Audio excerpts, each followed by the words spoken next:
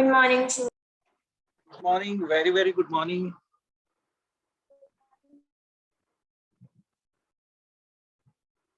तो आपके लिए एक इंफॉर्मेशन कि आपका जो टर्म 1 का पेपर होगा उसका पैटर्न जो है वो कैसा रहेगा या केस स्टडी बेस्ड क्वेश्चंस किस तरह के रहेंगे।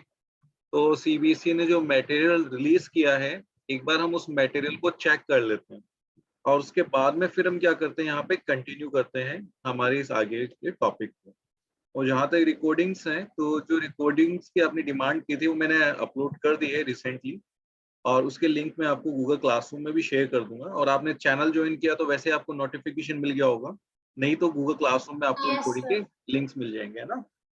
चलो एक बार मैं आपको बता देता हूँ कि जो सीबीएसई ने न्यू मटेरियल वहां पे ऐड किया है for the term 1 examination MCQ based question, so वो कहाँ मिलेगा आपको और कैसे आप कर सकते हो। सबसे फर्स्ट आपको विजिट करना है किस पे, सीबीएसई की वेबसाइट पर। तो गूगल पे सर्च कर लो, आइदर सर्च ऑन गूगल और directly visit to cbseacademic.nic.in। So CBSE academic हमने सर्च कर लिया, या आपके एकेडमिक वेबसाइट आ गई, ठीक है। अब यहाँ पे क्या करना है, यहाँ पे देखो क्वेश्चन बैंक दिखेगा आपको, क्वेश्चन बैंक पे 12 पे क्लिक कर दो, क्लास 12। अब यहाँ पे आपका जो 11th नंबर पे कंप्यूटर साइंस है तो यहाँ पे क्लिक कर दो। अब देखो यहाँ पर जो आपका ये इन्होंने एमसीक्यूज रिलीज किए हैं, तो सबसे फर्स्ट एमसीक्यू बेस्ड है किस पे, सीएसवी फाइल पे, जो अभी आपने रिसेंटली किया था, ठीक है। तो अब क्या करना है, यहाँ पे देखो क्वेश्चंस किस तरह से गिवन है। यहाँ पर क्वेश्चन गिवन है, Rohit student of class 12 is learning CSV file module in Python. During examination he has been assigned an incomplete Python code shown below to create a CSV file.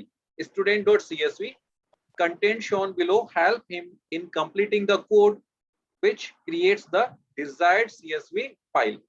तो देखो मैंने आपको पहले भी समझाया था कि पूरा कोड दे देंगे और उसके बाद में उससे रिलेटेड एक फिलिंग द ब्लैंक्स रख देंगे और फिर क्या करेंगे, आपसे पूछेंगे कि यहाँ क्या आएगा। चलो ठीक है, तो आपने CSV फाइल रिसेंटली किया हुआ है, तो देखो फाइल का नेम क्या है, student.csv फाइल है। अब सबसे पहला है स्टेटमेंट 1। अच्छा यहाँ पे देखो लिखा हुआ इंपोर्ट और इंपोर्ट के बाद में फिलिंग द ब्लैंक्स है, ठीक है।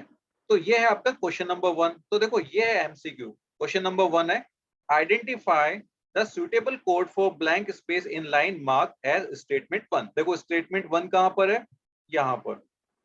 तो स्टेटमेंट 1 में क्या आएगा बताओ, ये 4 ऑप्शन है, कौन सा सही है इसमें से। CSV। CSV file. CSV, तो आप इसमें ऑप्शन नंबर बताओ, ABCD, which one. Option number C. Option C, ठीक है। अब रीजन बताता हूँ, हाँ ऐसा क्यों है। रीजन इसलिए है, पहली चीज ये क्योंकि यहाँ पे आपको मॉड्यूल इंपोर्ट करना है, ठीक है। यहाँ पे आपको ये नहीं, इसने पूछा है स्टेटमेंट 1 में क्या आएगा, है ना। स्टेटमेंट यस, तो अकॉर्डिंग टू दिस कोड हाँ, तो ये CSV जो स्मॉल में लिखा हुआ है ना यही आएगा, बिकॉज यू नो कि पाइथन केस सेंसिटिव है। अगर आप CSV फाइल लिखोगे तो मतलब मॉड्यूल जो इंपोर्ट हो रहा है, तो आपने CSV फाइल लिखा तो ये हो जाएगा रॉन्ग, और CSV आप कैपिटल में लिखोगे तो भी गड़बड़ हो जाएगी, और C कैपिटल में लिखा और SV स्मॉल में लिखा तो भी गड़बड़ हो जाएगी। तो इसका एक ही आंसर है, ऑप्शन नंबर सी। देखो अब आप यहाँ से मिस्टेक मत करना अब आगे से, है ना। इस तरह से आपको क्या करना है ये क्वेश्चन। अच्छा अब देखो क्वेश्चन नंबर 2 है, identify the missing code for block space in line mark as statement 2। देखो इसने कहा स्टेटमेंट 2 में क्या आएगा, ओपन, और फिर यहाँ पे 2 चीजें दी हुई है। तो देखो पहला तो किसके लिए होगा, फाइल के पाथ के लिए, और दूसरा किसके लिए होगा बताओ, मोड के लिए। यस, मोड के लिए। अब आपको क्या करना, फाइल राइट करने के लिए कहा गया है यहाँ पर। तो देखो फाइल का नेम क्या दिया है यहाँ पर, student.csv। अब राइट करने के लिए दिया हुआ है, तो यहाँ पर आपके पास देखो ये ऑप्शंस हैं, school.csv, student.csv, student.csv r और school.csv r। तो कौन सा वाला करेक्ट होगा इसमें, student.csvw। यस दिस वन, क्योंकि आपको फाइल क्या राइट करनी है ना। ऐसे क्वेश्चंस मिलेंगे आपको एमसीक्यू के अंदर जो टर्म 1 एग्जाम होगा, तो पूरा कोड गिवन है। सर यहाँ पे आर का क्या मीनिंग है? आर का मतलब होता है रीड, फाइल को रीड करने के लिए, W का मतलब होता है राइट करने के लिए। तो यहाँ पे एक चीज का ध्यान रखना है कि ऊपर ऑलरेडी स्टेट गिवन है क्वेश्चन में कि student.csv फाइल क्रिएट करनी है ना, तो फाइल के नेम में कंफ्यूज मत हो जाना। जो फाइल नेम एक्चुअली ऊपर गिवन है वो प्लस राइट करने के लिए जो मोड यूज होगा वो दोनों चीजें आपको यहाँ पे यूज करनी है, ठीक है। इसके बाद में देखो क्वेश्चन नंबर 3 क्या आ गया, choose the function name with argument that should be use in the blank space of the line mark as statement 3। अच्छा, स्टेटमेंट 3 कहां पर है, ये रहा। अब देखो यहाँ क्या लिखा हुआ है, STU राइटर CSV डॉट, तो आपको अच्छे से पता CSV डॉट क्या लिखते हैं हम यहाँ पे, है ना। और यहाँ पर क्या आएगा, ये जो ऑब्जेक्ट गिवन है इस ऑब्जेक्ट को हम क्या करेंगे, उसके पैरेंथेसिस में रखते हैं। अब यहाँ जो भी ऑब्जेक्ट है, ऑब्जेक्ट देख लो क्या है, FH है, और यहाँ क्या आएगा, CSV डॉट क्या आएगा, राइटर। यस, तो CSV डॉट राइटर FH। ऐसे इन क्वेश्चंस को सॉल्व करना है ना। तो ये आपके और भी कोई, ये तो देखो कम से कम 5 क्वेश्चंस तो सिर्फ इसी पे आ गए हैं, इसी एक कोड पे, तो 5 मार्क्स तो यही कवर हो गए। प्लस फिर क्वेश्चन नंबर 2 है, ये आपका बाइनरी फाइल वाला कॉन्सेप्ट है, पिकल मॉड्यूल वाला, जिसमें क्या करना है, create a binary file called student.dat containing student information, roll number and marks।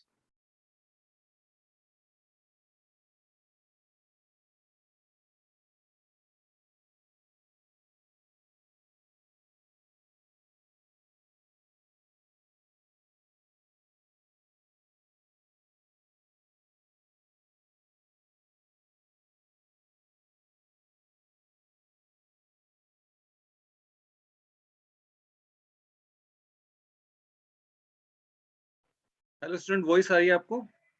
Actually electricity Yes, sir. Yes sir. चली गई थी, नेट डिस्कनेक्ट हो गया था। चलो मोबाइल से मैं कनेक्टेड हूँ। अच्छा, आपको देखो पैटर्न पता चल गया कि इस तरह के क्वेश्चंस आएंगे, और इस पूरे फाइल को हम आराम से डिस्कस करेंगे। ये पूरा देखो आपका कोड गिवन है बाइनरी फाइल का, जो हमने स्टडी किया था, और उसके बाद में फंक्शंस बने हुए हैं। जैसे हमने फंक्शन बना करके फिर डेटा इंसर्ट किया था, जैसे CSV फाइल के लिए हमने फंक्शन बनाए थे, सेम वैसे आपको फंक्शन बनाना है डेट फाइल के लिए, बाइनरी फाइल के लिए। और फिर क्या करना है, कैसे करना है, वो सारी चीजें यहाँ पर गिवन है। फिर उसके रिलेटेड 5 क्वेश्चंस आ जाएंगे। तो टोटल आपके कितने 35 क्वेश्चंस आएंगे इस तरीके से। तो ये पूरी PDF गिवन है, क्वेश्चंस का कॉन्सेप्ट भी गिवन है यहाँ पर। एक बार फिर से देख लो कहाँ मिलेगा आपको ये, CBSE की वेबसाइट पे जब आप विजिट करोगे, CBSE एकेडमिक, यहाँ पे आपको क्वेश्चन बैंक पे जाना है और क्लास 12 पे क्लिक करना है। ये आपके देखो बिजनेस स्टडीज, जो भी आपके बाकी के सब्जेक्ट्स हैं उनके भी यहाँ पे अवेलेबल है, मैथमेटिक्स वगैरह जो भी है। तो यहाँ पे कंप्यूटर साइंस वाला हम देख लेते हैं, तो इसके PDF ओपन हो जाएगी, तो आप इसको डाउनलोड कर लेना। टोटल 18 पेज है, मतलब इस तरह के टाइप के क्वेश्चंस आएंगे। तो अब हमें क्या इसी तरह के क्वेश्चंस प्रिपेयर करने हैं। पूरा एक कोड लिखा, उसमें फिलिंग द ब्लैंक्स रखा, और फिर हम आपसे पूछेंगे कि हाँ यहाँ पे क्या आएगा, एक्सपेक्टेड इनपुट क्या देना है हमें, या राइट में क्या देना है, लेफ्ट में क्या देना, जो भी चीजें। देखो कंफ्यूजन कहाँ होता है, जब आप यहाँ पे ऑब्जेक्ट को आइडेंटिफाई नहीं कर पाते कि फाइल का नेम क्या है, ऑब्जेक्ट कैसे क्रिएट किया है। तो यहाँ पे पिकल राइट, पिकल डंप क्या आएगा, तो आपको अच्छी तरह पता है, राइट वाले मोड तो उसमें चलते हैं CSV और टेक्स्ट में, इसमें तो डंप और लोड ही चलेंगे, है ना। और डंप का यूज किस लिए होता है, राइट करने के लिए, और लोड का यूज होता है लोड करने के लिए। और जब आप लोड करोगे तभी आप यहाँ पे फंक्शन यूज करोगे, तो इसमें एक ही करेक्ट होगा। तो अगर आपकी कॉन्सेप्चुअल नॉलेज क्लियर है तो आपको पूरा अच्छे से समझ में आ जाएगा। चलो, तो ये तो हमने बात कर ली किसकी, ये आपके देखो सारे मैक्सिमम क्वेश्चन ऐसे ही गिवन है। ये पूरा कोड दिया हुआ है, और कोड देने के बाद में आपसे पूछा गया है कि चलो इसमें क्या आएगा, इस वाले स्टेटमेंट में क्या आएगा, 2 में क्या आएगा। ऐसे देखो ये वाला डिक्शनरी वाला गिवन है, ठीक है, एक डिक्शनरी ये है और सेकंड वाली डिक्शनरी ये है, 2 डिक्शनरी गिवन है। अब इसने पूछा है कि Ramesh needs to change the title in the dictionary book from ये क्राइम टू क्राइम थ्रिलर, किस तरह से चेंज करना चाहता है। He has write the following command, ये उसने कमांड लिखी, but not getting the answer, help him choose the correct command. तो इसमें से करेक्ट वाली कमांड कौन सी होगी, वो भी आपको दिख, और ये आपने कई बार की हुई है ना, इंडेक्स नंबर के थ्रू किया हुआ है ना हमने यहाँ पर, ये भी हमने किया हुआ है। और ये तो क्या आपका की के थ्रू है। तो ये अगर वैसे भी हम एक बार रिवाइज करेंगे पूरा अच्छे से, तो आपको समझ में आ जाएगा। तो अब वाली जो क्लासेस है वो कोई भी मिस मत करना। अच्छा चलो अपने डेटाबेस के ऊपर आते हैं अपन। तो मेन ये हो गया अपना थोड़ा सा एग्जांपल हो गया पेपर का। अच्छा ये बताओ डेटाबेस में हमने क्या किया था, डेटाबेस क्रिएट कर लिया था, ठीक है, डेटाबेस शो कर लिया था और हमने सर आज टेबल क्रिएट करनी थी। सर एक बार वापस समझाना वो वर्ड चार वाला दोबारा। हाँ वो टेबल क्रिएशन में आएगा समझ में आपको। देखो तो मैं क्या करता हूँ, मैं एक ऐसा रास्ता यूज करता हूँ जिससे क्या होगा कि हमारा फायदा हो जाए। कैसे फायदा कैसे होगा, मैं एक फाइल ओपन करता हूँ, ठीक है, कौन सी वाली, एक न्यू फाइल ओपन करता हूँ। यहाँ पे अब मैं क्या करूंगा, यहाँ पे मैं डायरेक्ट कोड लिख दूंगा और उस कोड को क्या करूंगा, एग्जीक्यूट करूंगा कहाँ पे, कमांड मोड पे, और यहीं से मैं क्वेरी को कॉपी करके पाइथन इंटरफेस पर भी ले जाऊंगा। तो अगर आपको कभी टेबल क्रिएट करनी हो तो सबसे फर्स्ट आपकी जो कमांड होती है क्या होती है, क्रिएट टेबल। अब क्रिएट टेबल जो कमांड है यहां पर देखो इस तरह से समझना इसको। सो एसक्यूएल में हम इस तरह से लिखते हैं क्रिएट टेबल और फिर यहाँ आता है टेबल का नेम। जैसे टेबल नेम हम बना देते हैं फ्रूट। तो ये तो हो गया आपका टेबल का नेम हो गया। ये क्या हो गई, कमांड हो गई क्रिएट टेबल। अब क्या, जैसे मान लो कोई टेबल आपको बनानी होती है, इस कॉन्सेप्ट को बहुत अच्छे से समझना, आप कंफ्यूज नहीं होगे बिल्कुल भी। तो यहाँ पे मैं ये एक टेबल बना देता हूँ, ये वाली टेबल होगी। अब इसके अंदर सबसे पहले तो आपने के लिए एक कॉलम ये बनाया, ठीक है, दूसरा कॉलम ये बनाया, तो टोटल 3 कॉलम हम बना रहे हैं। तो यहाँ पे डेटाबेस में क्या होता है, इन कॉलम्स को क्या कहते हैं, हम फील्ड कहते हैं, ठीक है, ये क्या कहलाते हैं, फील्ड। और जो आपकी रोज है उस रोज को क्या कहते हैं, हम टपल्स।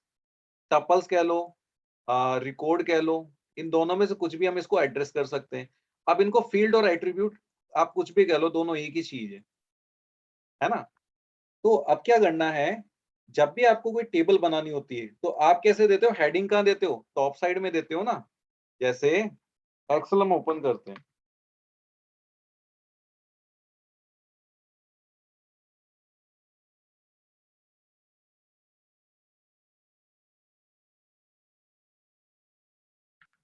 ये देखो एक्सेल हमने ओपन किया। अब यहाँ पे जब आप कोई टेबल बनाओगे, जैसे फ्रूट वाली टेबल बनाओगे, तो कैसे बनाओगे, सबसे पहले यहाँ पे जैसे सीरियल नंबर दे दिया आपने, तो आपने दे दिया यहाँ पर SN दे दिया, उसके बाद यहाँ पर नेम दे दिया, उसके बाद यहाँ पर क्या दे दिया, जो भी मतलब F नेम या जो भी, ऐसे आप ये फ्रूट वाली टेबल बना रहे तो कलर लिख लेते हैं, ठीक है, कलर की स्पेलिंग गलत नहीं लिखी है, अमेरिकन में ऐसे ही लिखते हैं, है ना, आप चाहो तो यू लगा लेना इसमें। अब देखो आपने क्या फील्ड बना ली ऊपर, ठीक है, तो इसी फील्ड में आप एंट्री करोगे, सीरियल नंबर में सीरियल नंबर आएगा, नीचे नेम में नेम आएगा और कलर में कलर आएगा। लेकिन एक्सेल में एक चीज देखो आप, यहाँ पर क्या चीज होती है, numbers, currency, accounting, short date, time, percentage वगैरह वगैरह, टेक्स्ट, है ना। तो ये चीजें गिवन है, मतलब अगर आप यहाँ पे डेट लिखना चाहते हो तो डेट वाला फॉर्मेट लो, अगर आपको टाइम लिखना तो टाइम वाला, और आपको अगर मान लो करेंसी लिखनी है, नंबर लिखने तो नंबर वाला। ये बात मानते हो, यूज किया हुआ है ये, यस यस सर। है ना। यानी कि कोई भी डेटा अगर आपको एंटर करना है तो उसका डेटा टाइप आपको देना पड़ेगा, और डेटा टाइप देकर के आप क्या कर सकते हो, यहाँ पर एक मिनट में आपको फटाफट से एक बार स्क्रीनशॉट ले लेता हूँ, क्योंकि ये मान लो कि अंधेरे में चल रही है हमारी क्लासेस, ठीक है। तो फटाफट से मैं एक बार आपकी जो स्क्रीन शॉट है वो ले लेता हूँ और फिर हम कंटिन्यू करते हैं।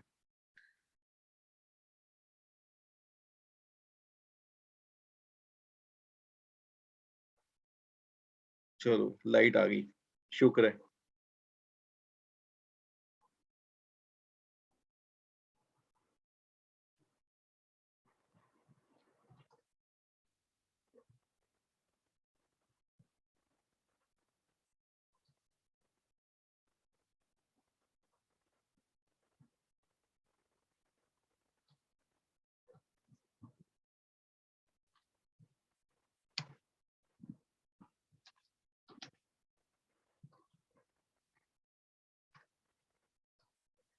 डन। वैसे आज यहाँ पे काफी ज्यादा स्टूडेंट्स हो गए थे, स्टूडेंट कम हो गए हैं, चलो कोई दिक्कत नहीं। सो यहाँ पे जो आपने टेबल का कॉन्सेप्ट लिया है, ठीक है, तो यहाँ पे मैंने एक चीज बताई आपको कि ये वाला हम क्यों सेलेक्ट करते हैं, ताकि आप इसमें डेटा टाइप सेलेक्ट कर सको। तो डेटा टाइप क्या होते हैं, वैसे अगर आप डेटाबेस की बात करो MySQL की, तो उसमें कुछ डेटाबेस टाइप होते हैं, तो वो मैं आपको यहाँ समझा देता हूँ। जैसे पाइथन में आपने पढ़े थे इंट वगैरह, फ्लोट वगैरह, वैसे यहाँ पे होते हैं डेटा टाइप्स। तो पहले ये डेटा टाइप्स आप देख लो कितने डेटा टाइप्स होते हैं और हमें कौन कौन से यूज करने हैं। तो इन्हीं डेटा टाइप को यूज करके हम आगे चलेंगे। देखो यहाँ पे हम डेटा टाइप की बात करें तो एक होता है कैर, ठीक है। इसकी लेंथ क्या होती है, देखो लेंथ के अकॉर्डिंग यूज करते हैं हम। इसकी कितनी होती है, 255 होती है। एक होता है वर्केर, इसकी साइज ज्यादा होती है। कितने कैरेक्टर होती है, 0 से लेकर के 65,535। एक होता है बाइनरी, इसमें क्या होता है आपके बाइनरीज के जो वैल्यूज है, मतलब यहाँ पे इक्वल टू कैरेक्टर ही होता है ये, लेकिन इसको हम क्या कहते हैं, बाइनरी फाइल्स वगैरह के लिए यूज करते हैं। वर बाइनरी ये भी किसके लिए होता है, इक्वल्स टू वर्केर के होता है, बट ये क्या होता है, बाइनरी स्ट्रिंग को स्टोर करने के लिए होता है। जैसे आपकी बाइनरी फाइल बनाई थी हमने वैसे। अब ये आपके टाइनी, तो इनको एक बार इग्नोर कर दो, सीधे टैक्स पे आओ। आपको क्या देखना है अभी, एक तो कैर, वर्केर और टैक्स, ये तीनों किसके लिए होते हैं, स्ट्रिंग के लिए होते हैं। तो अगर कभी आपको एड्रेस टाइप करना हो, जैसे आपको इससे ज्यादा लेंथ चाहिए बाइट्स में, तो टैक्स यूज कर सकते हो, ठीक है। और अगर आपको नॉर्मल इतनी लेंथ चाहिए से नेम वगैरह इंटर करना है, तो आप क्या वर्केर यूज कर सकते हो। एक तो वर्केर यूज कर लो, एक टैक्स यूज कर लेना। और उसके बाद नंबर्स के लिए क्या होता है, नंबर्स के लिए होता है यहाँ पे इंट। ये देखो ये नंबर्स वाले हो गए, तो आप यहाँ बिट से भूल जाओ, आप सीधे इंट से स्टार्ट करो, ठीक है। इंट का मतलब क्या हो गया, इंटीजर, और इंटीजर लिखोगे वो भी किसके इक्वल होता है, इंट के इक्वल होता है। और यहाँ पे देखो फ्लोट भी है, ठीक है। वही डेटा टाइप है जो आपने पढ़े, डबल है, डबल आप C++ में पढ़ोगे, यहाँ नहीं होता है, अपने फ्लोट में डबल हो जाता है उसके अंदर। और फिर अगर आप डेट लिख दोगे तो डेट में क्या है, डेट स्टोर कर सकते हो। ये सब आपके क्या, जैसे ईयर लिख दोगे तो ईयर स्टोर हो जाएगा। अब ये एसक्यूएल डेटा सर्वर सबके अलग अलग ऐसे कैर, वर्केर, मैक्स, टैक्स एंड वर्केर। तो अभी हम पढ़ रहे हैं MySQL। तो MySQL में 2-4 डेटा टाइप आप याद रख लो अच्छे से, जो आपके काम आएंगे। एक तो याद रख लो कैर, एक याद कर लो वर्केर, ठीक है। तो वैसे हम वर्केर यूज करेंगे। तो ये क्या होता है, स्ट्रिंग के लिए होता है। इसमें कितनी इतनी स्ट्रिंग आप यूज कर सकते हो, 0 से लेके इतने कैरेक्टर तक। और इसके बाद हम बात करते हैं नंबर की। तो नंबर में आप क्या इंट याद रख लो अभी, है ना। आप चाहो तो फ्लोट भी ले सकते हो काम में, कोई दिक्कत नहीं है। ये दोनों तो आपके इससे रिलेटेड ही हैं, पाइथन से रिलेटेड। और फिर हम बात करते हैं डेट की। तो डेट में आप डेट टाइम, ये दो चीजें यूज कर सकते हो। अगर आपको डेट लेनी इनपुट में, जैसे डेट ऑफ बर्थ वगैरह, तो ये वाला डेटा टाइप यूज कर लो। अच्छा ये 3-4 चीजें हैं, यहाँ कोई कंफ्यूजन किसी को इस डेटा टाइप में, भाई नो कुछ सर। नहीं, बस कुछ नहीं करना। आपको क्या होता है, जो डेटा टाइप लिख के और कैरेक्टर दे दो, भाई इतने कैरेक्टर आने चाहिए। अच्छा सबसे फर्स्ट हम एक काम करते हैं, जैसे मैं सीरियल नंबर देता हूँ, तो मैंने SN लिख दिया, तो SN क्या हो गया, फील्ड हो गया। यहाँ पे ऊपर फील्ड हो गया एक, यहाँ पर SN सीरियल नंबर। अब इसमें क्या डेटा आएगा, जैसे 1 2 3 लोगे आप, तो क्या डेटा टाइप लिखे यहाँ पर, इंटीजर। इंट, है ना। तो यहाँ लिख दो शॉर्ट में इंट। अच्छा कितने कैरेक्टर चाहते हो आप, भाई यहाँ पे 2 डिजिट में है, 3 डिजिट में है, या 5 डिजिट में है। तो अपने एक काम करते हैं, 3 डिजिट तक ले लेते हैं। मतलब यहाँ पे 3 डिजिट का मतलब कितना हो गया, 3 डिजिट का मतलब हो गया 999, तो इतना आ जाएगा।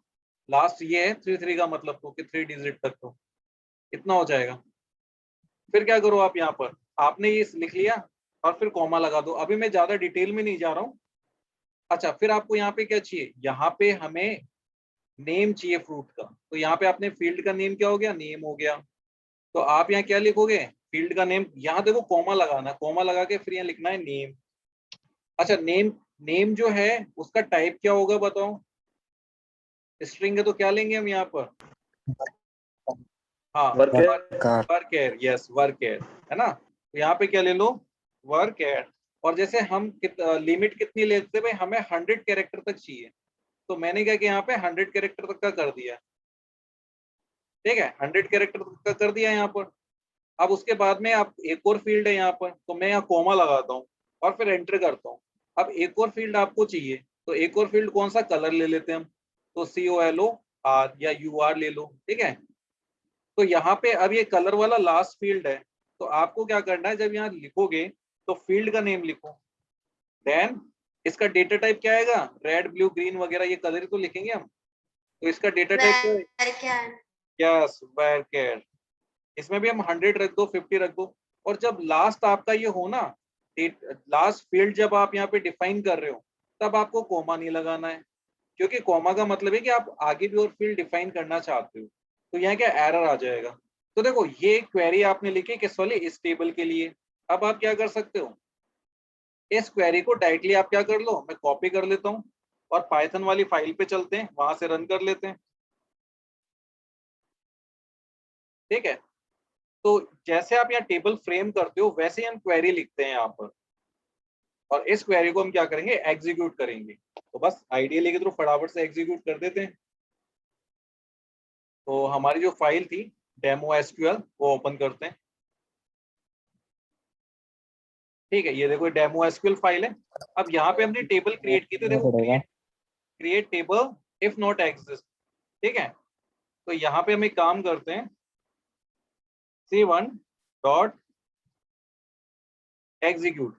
अब देखो यहाँ पेस्ट करोगे आप, तो पेस्ट करोगे तो अब देखो इसको कुछ नहीं करना है, ये जो आपने यहाँ पे स्पेस दे रखे हैं ना, वो आप यहाँ पे क्या कर लो, रिमूव कर लो, या फिर हम एक काम करते हैं 3 यहाँ पर ये यूज कर लेते हैं यहाँ तक,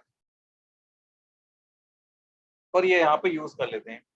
अब देखते हैं कि ये एग्जीक्यूट हो भी पाती है नहीं हो पाती। वैसे फ्रूट वाली टेबल हमने ऑलरेडी बनाई हुई है, तो हम यहाँ पे इसको फ्रूट 1 के नाम से बना लेते हैं। यस सर, ये आपने प्रिंट डेटा के नीचे जो लाइन लिखी है, इसमें फ्रूट के बाद एक और जो कॉलम आ रहा है वो नेक्स्ट लाइन में क्यों आ रहा है? कौन सा वाला, ये वाला? हाँ सर, ये वाला। ये ऐसा इसलिए क्योंकि हमने टाइप ही इसी तरीके से किया है यहाँ पर, ताकि आप इजीली इसको अंडरस्टूड कर सको। तो मैंने यहाँ से डायरेक्ट कॉपी किया इसको। ठीक है, जैसे मान लो मैंने एग्जीक्यूट लिख दिया ये, और फिर मैंने यहाँ पे पेस्ट किया, तो नेक्स्ट लाइन में आपका डेटा उसी तरीके से आ रहा है जैसे पहले आ रहा था। जैसे यहाँ आपने टाइप किया वैसे यहाँ आ गया। अगर आप इसमें कोई चेंजेस नहीं करना चाहते हो तो आप एक काम करो, सिंगल या डबल इन्वर्टेड कोमा यूज करो और इसको एक सिंगल लाइन में कर दो। ये देखो सिंगल लाइन में कर दो इसको, ऐसे कोई दिक्कत वाली बात नहीं है। आप सिंगल लाइन में करोगे काम हो जाएगा। और इसको यहाँ पर सेमीकोलन को रिमूव कर दो, और ये लो फाइनली ये एक ही जगह आ गई आपकी क्वेरी, है ना। लेकिन हम ये चाह रहे हैं कि जैसे मान लो आपने वहां पे टाइप किया इस तरीके से, तो अगर हम ऐसे यूज करना चाहते हैं इसको इसी तरीके से, तो क्या ऐसे यूज कर सकते हैं? तो ये चीज अब हमें यहाँ पे देखनी होगी। इससे क्या होगा, थोड़ा सा क्या कॉन्सेप्ट इजी हो जाता है। जैसे आपने यहाँ पे एग्जीक्यूशन में, तो अगर आपको मल्टी लाइन स्ट्रिंग चाहिए तो 3 इनवाइटेड कोमा यूज कर लो, और फिर यहाँ पे 3 इनवाइटेड कोमा यहाँ यूज कर लो। ठीक है, चलो रन करके देखते हैं कि फ्रूट 1 वाली टेबल यहाँ पे क्रिएट होती है या फिर नहीं होती है। तो इसको रन करते हैं भाई। देखो ये वाला अगर आपके लिए इजी है, ठीक है, अगर ये वाला कॉन्सेप्ट आपको इजी समझ में आ रहा है यहाँ पे एक सिंगल लाइन से, तो इस वाले से करो। तो अब ये चेक करते हैं कि कॉन्सेप्ट काम करेगा या नहीं करेगा। रन करते हैं। तो पहले तो MySQL स्टार्ट ही नहीं है अपना, है ना, तो हो सकता है फेल्ड हो जाए। हो गया फेल्ड, तो सबसे पहले हमें क्या करना है, यहाँ पर MySQL को स्टार्ट करना है। XAMPP पे जाओ, कंट्रोल पैनल को रन करो, एंड देन यहाँ पे क्या करना है, फिर आपको MySQL को स्टार्ट करो। चलो ये MySQL स्टार्ट कर दी। इसके बाद में इस क्वेरी को रन करते हैं। ये आपने रन किया, चलो चेक करते हैं।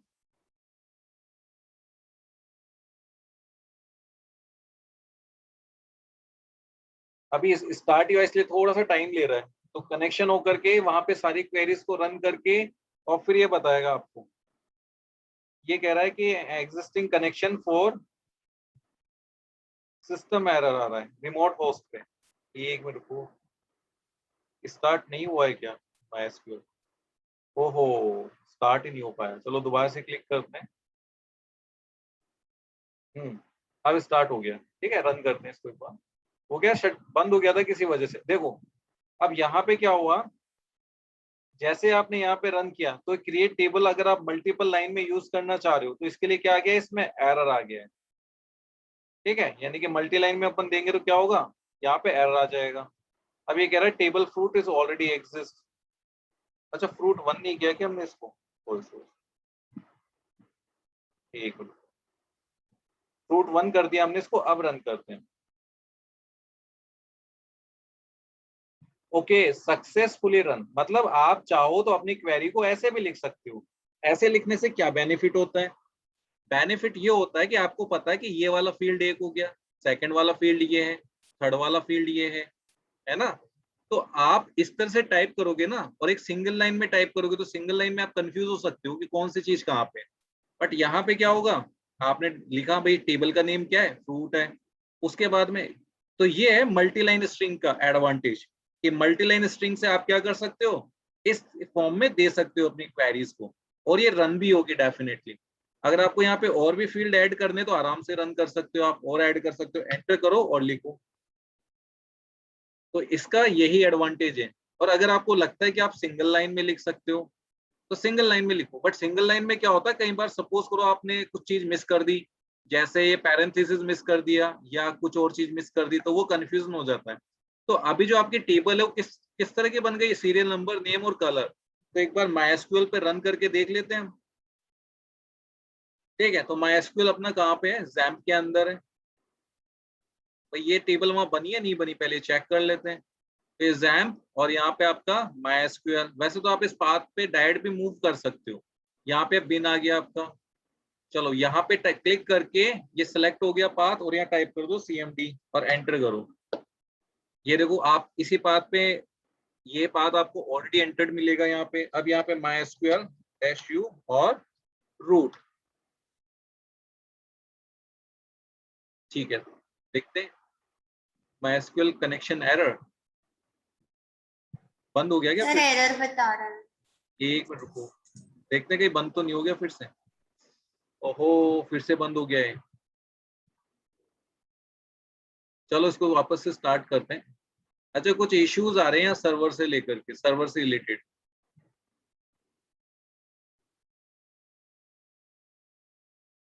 चलो अब स्टार्ट। ओके, फिर से बंद हो गया है तो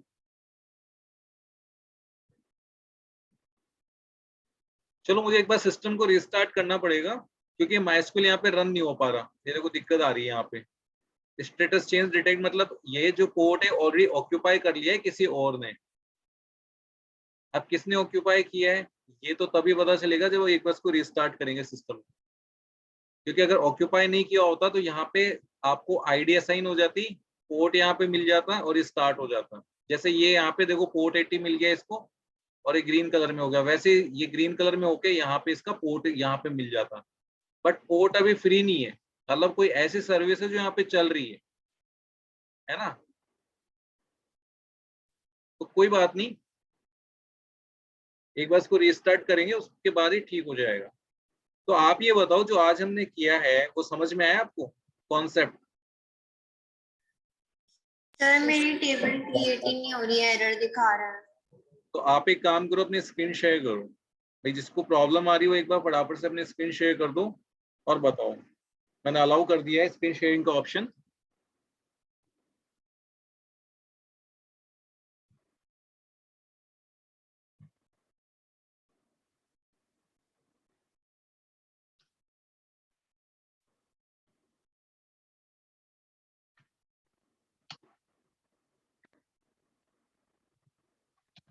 सर ये एरर दिखा रहा है। डेटाबेस कनेक्टेड, आपके जो सिंटेक्स एरर आ रहा है वर्ड कैर 50। चलो ठीक है, कोड ओपन करो अब अपना एक बार, कहाँ पे लिखा है आपने कोड, कोड पे मूव करो आप अपनी फाइल पे। यहाँ पे कह रहा है कि ये जो आपका जो राइट सिंटेक्स है वो आपने यहाँ पे नहीं लिखा है ना। तो आप एक बार अपने जो टेबल वाला सिंटेक्स है वहां पे मूव करो, मैं बताता हूँ क्या है, मैं ऐसे क्या दिक्कत है। देखो सबसे पहली चीज है कि अब एक बात सुनो, जब भी आप यहाँ पे 3 इनवर्टेड कोमा यूज करोगे, इसका मतलब क्या होता है कि आप इसको मल्टी लाइन में कर सकते हो, और अगर आप सिंगल लाइन में करना चाह रहे हो तो सिंगल कोटेशन भी काफी है, कोई दिक्कत नहीं है। चलो अब आपके जो टेबल है वो दोनों ही देख लेते हैं क्या इश्यूज है। देखो create table if not exist fruit 1 और फिर आपने नाम वर्क केयर 100 कॉमा। अब देखो यहाँ पे आपने मिस्टेक की है। मिस्टेक क्या की है मैं बता देता हूँ। यहाँ पे आपने पैरेंथेसिस यूज कर लिया है, ठीक है, जो कि है गलत, क्योंकि पैरेंथेसिस एक तो यहाँ पे यूज होता है और एक लास्ट में यूज होता है, और एक होता है वैल्यूज के लिए, ओनली वैल्यूज के लिए होता है, ठीक है। तो यहाँ पे ये मिस्टेक थी आपकी। अच्छा, दूसरे नीचे वाले में देखते हैं वहां पर भी कोई ऐसी मिस्टेक की क्या आपने। देखो यहाँ पे क्या, देखो अब आपको एरर मिलेगा यहाँ पे, क्योंकि फ्रूट 1 ऑलरेडी क्रिएटेड हो चुका है। अब यहाँ फ्रूट 1 आप दोबारा से बनाओगे, है ना, तो इसका या तो नेम चेंज कर दो या फिर लिख दो इफ नॉट एग्जिस्ट। हाँ चलो ठीक है, फ्रूट 2 हो गया। अब देखो इंट नेम वर्क केयर और फिर कलर। अब यहाँ पे आपने 3 इनवाइटेड कॉमा यूज किए हैं ना, तो अब इसको अच्छे से यूज करो। आप क्या करो, यहाँ पर कर्सर रख के एंटर प्रेस करो। हाँ एंटर प्रेस करो, ठीक है। अब ये कॉमा के जस्ट बाद में एंटर प्रेस करो, हाँ फिर एक कॉमा के बाद में फिर एंटर, ठीक है। उसके बाद में ये वर्क केयर जो है इसके बाद में एंटर, हाँ एंटर प्रेस करो यहाँ पर, ठीक है। तो अब क्या हुआ, देखो आपको पता चल रहा है ना कि आपकी टेबल में कितने फील्ड है, एक सीरियल नंबर है, नेम है और कलर है। यहाँ तक कि आपको इनके डेटा टाइप भी पता चल रहे हैं, है ना। तो ये वाला तरीका है, अगर आप ट्रिपल इनवाइटेड कॉमा यूज करते हो तो ये एडवांटेज मिलता है, ठीक है। अब आप इसको क्या करो, रन करके देखो।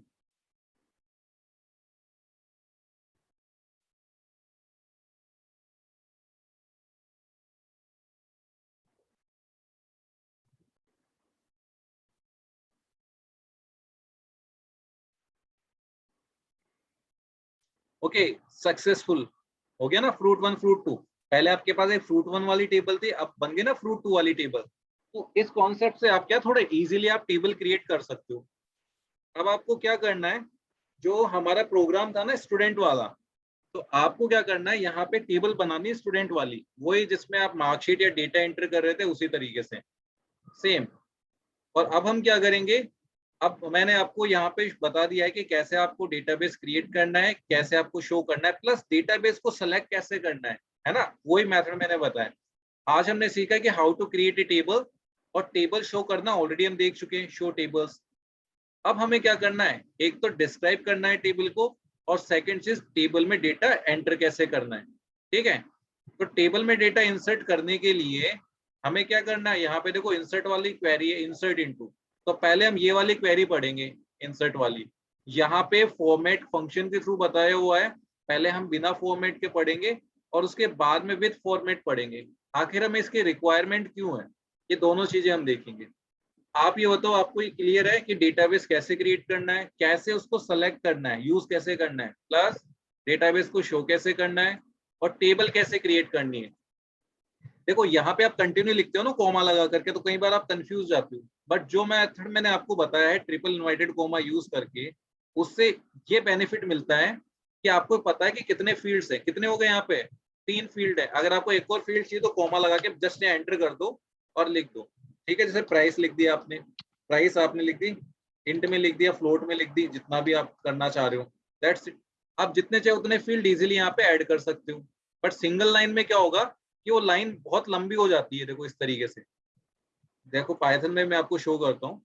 जैसे मान लो थोड़ा सा इसको जूम करोगे ना, तो लाइन थोड़ी सी लेंथी हो जाती है। आप जैसे मान लो आपके पास 10 फील्ड है, सपोज करो कि आपके पास 10 फील्ड है। अब 10 फील्ड आप कोमा लगाते लगाते लगाते लगाते आगे पहुंच जाओगे, फिर क्या होगा, ये वाला जो मैटर है थोड़ा सा यहाँ रह जाएगा। फिर आपको ये पता नहीं चलेगा पहले वाला फील्ड क्या था, अब वाला फील्ड क्या है, क्या चीज आप यूज कर चुके हो। तो उस मेथड से क्या होगा कि आप जितने भी फील्ड यहाँ यूज करना चाहते हो बस कोमा लगाओ और एंटर करते चलो। अच्छा, अगर स्टूडेंट वाली टेबल क्रिएट करनी है तो क्या करोगे भाई, यहाँ पे लिखो क्रिएट टेबल स्टूडेंट। बस यहाँ पे सबसे पहले क्या आ जाएगा, रोल नंबर आ जाएगा, ठीक है। फिर यहाँ पे क्या आ जाएगा, स्टूडेंट नेम आ जाएगा, तो नेम लिख दो। फिर यहाँ एफ नेम आ जाएगा, और उसके बाद में क्या कोमा लगा के यहाँ पे एम नेम आ जाएगा।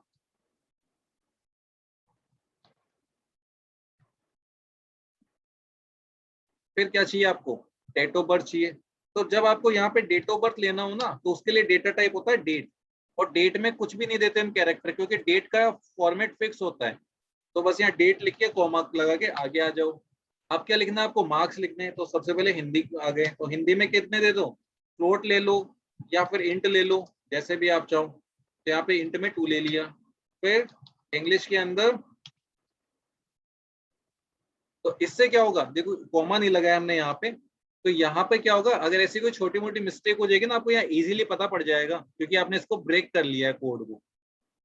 आप चाहो तो किसी डेटाबेस को चेंज भी कर सकते हो, बट अगर ये सिंगल लाइन में कर दिया आपने, ठीक है, सिंगल लाइन वाला भी देख लेते हैं यहाँ पे, जैसे सिंगल लाइन में करते हैं आप इसको, है ना, सिंगल इन्वर्टेड कोमा किया हमने। अब इन सबको, ये देखो लेंथ बढ़ गई इसकी, देखो इतनी लेंथ बढ़ गई,